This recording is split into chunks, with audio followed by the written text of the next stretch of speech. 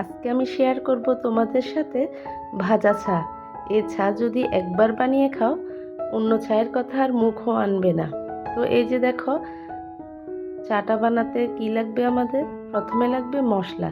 তো এখানে আমি 1 চামচ মৌরি নিয়েছি, আর হচ্ছে একটা এলাচি নিব আর কি। তো এই মৌরিটাকে আগে একটু আমরা থেতো করে নেব, মানে গুঁড়া করে নেব। এছাড়া যদি আপনি মেহমান আসে বাসায়, বানিয়ে দিতে পারেন। অন্য খাবার খেয়ে কিন্তু এত সুনাম করবে না, চাটার কথা লাস্টে অনেকবার বলবে যে যাই হোক চাটা কিন্তু দারুণ ছিল।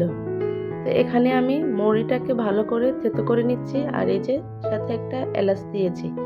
এটাই হচ্ছে আসল মশলা চায়ের। এটা চাইলে তোমরা বানিয়েও রেখে দিতে পারো, যখনই মনে চাইবে তখনই মিক্স করে নিতে পারবা। তারপর আমি একটা চুলায় প্যান বসিয়ে দিয়েছি। এখানে আমি 2 কাপ চায়ের জন্য চা পাতা দিয়েছি, দিয়ে এটাকে হালকা আছে 1 মিনিটের মতো একটু ভেজে নেব। তারপরে অ্যাড করব চিনি। চিনিটা দিয়েও আমরা ভালো করে এটাকে মিশিয়ে নিব, যতক্ষণ না এর ক্যারামেল বের হবে চিনি থেকে ততক্ষণ পর্যন্ত নেড়ে যাব।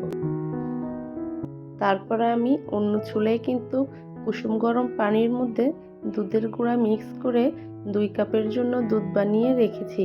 তোমরা চাইলে ঘন করে দুধ বানিয়ে নিতে পারো যদি তরল দুধ থাকে। তো আমি কিন্তু ঘন করে 2 কাপের জন্য দুধ বানিয়ে নিয়েছি, আর এই পাশে কিন্তু আমি চা পাতা আর চিনি মশলায় ভেজে নিচ্ছি। ধৈর্য সহকারে একটু ভেজে নিবা 2 মিনিটের মতন, তাহলেই হয়ে যাবে ভাজা চা।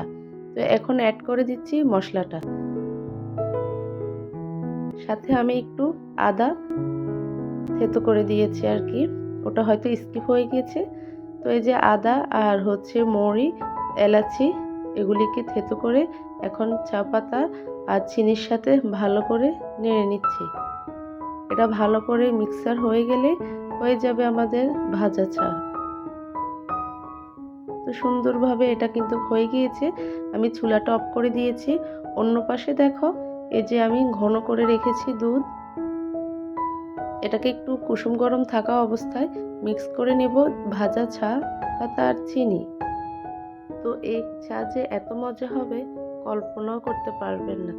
প্রতিদিন কিন্তু একই রকম চা খেতে ভালো লাগে না, চাইলেও কিন্তু আপনি মাঝে মাঝে এভাবেও চা বানিয়ে খেতে পারেন। আর মশলাটা যদি বাসায় তৈরি করা থাকে তাহলে তো প্রতিদিনই বানিয়ে খেতে পারেন। তো এই যে দেখো, আমি ভাজা চা পাতা চিনি এখন মিক্স করে দিয়েছি দুধের সাথে। আর যেহেতু দুধটা যতই ঘন করবেন ততই আপনার চায়ের স্বাদটা বেড়ে যাবে। আর চিনির পরিমাণটা তোমরা দেখে বুঝে দিতে পারো, যেহেতু দুধ ঘন হলেই চা অটোমেটিক মিষ্টি হয়ে যাবে, সেজন্য আমি পরিমাণ মতন চিনি দিয়েছি। আপনারা চাইলে বেশি কম দিতে পারেন। তো এই যে দেখো, কত সুন্দর কালার আসতেছে। আর এখন কিন্তু বেশিক্ষণ জাল দেওয়া যাবে না, 2 মিনিট হলেই কিন্তু হয়ে যাবে। যদি শুধু দুধের উপরে এই চাটা বানিয়ে থাকো তাহলে তো আর কথাই নেই। আর যদি চাও একটু পানি দিয়ে বানিয়ে নিতে তাহলে পানিও অ্যাড করতে পারো, কিন্তু ভালো করে কষিয়ে নিবে ওই পানিটা, তারপরে দুধটা ঘন করে নিবে।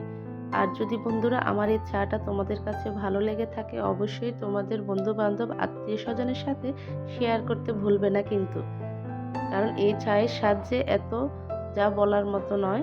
তো এই যে দেখো, আমার দুধটা ফুটে উঠেছে, আর হচ্ছে আমি অনবরত নেড়ে যাচ্ছি মিশ্রণটাকে ভালো করে দুধের সাথে মিশিয়ে কালার নিয়ে আসা পর্যন্ত 2 মিনিট 3 মিনিটের মতো এই যে ফুটিয়ে নেব চাটাকে। অবশ্যই তোমরা কিন্তু এভাবে চা বানিয়ে খাবে আর আমার কথা অবশ্যই মনে পড়বে। তো এই যে দেখো, আমার চাটা রেডি। আর এই চাটা যদি আমি মাটির কাপে ঢালতাম তাহলে হয়তো আরো সুন্দর দেখা যেত। তো এই যে দেখো কত সুন্দর হয়েছে কালারটা, আর খেতেও কিন্তু অনেক মজা হয়েছে। তো বন্ধুরা, আমার এই ভিডিওটি দেখতে দেখতে যারা এই পর্যন্ত চলে এসেছো, ছোট্ট একটি লাইক করে দিও, কারণ তোমার একটি লাইক আমার এই ভিডিওটি অনেকের কাছে পৌঁছে দিতে সাহায্য করবে। আর যারা অলরেডি কাজ করে দিয়েছো তাদেরকে জানাই অসংখ্য ধন্যবাদ। আমার এই চায়ের রেসিপিটা কেমন লেগেছে তোমরা অবশ্যই কমেন্ট করে জানাবে। আল্লাহ হাফেজ।